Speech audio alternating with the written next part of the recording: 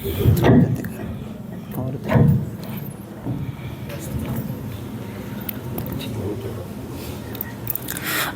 عليكم ورحمة الله وبركاته. أعوذ بالله من الشيطان الرجيم. بسم الله الرحمن الرحيم.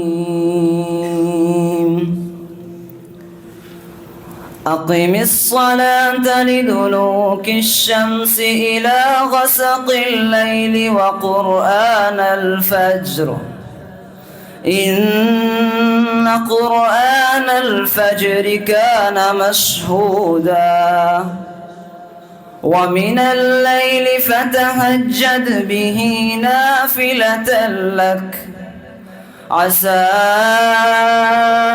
أن يبعثك ربك مقاما محمودا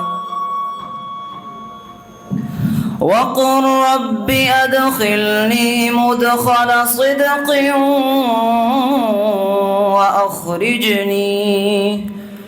وأخرجني مخرج صدق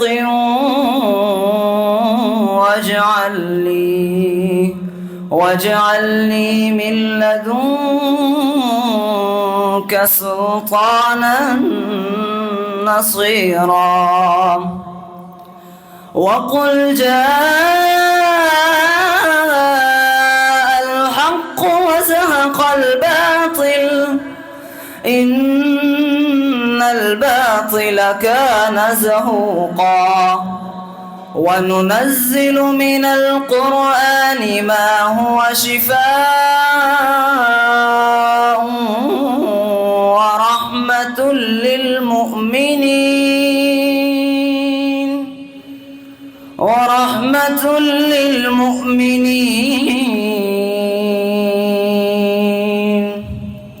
ورحمة للمؤمنين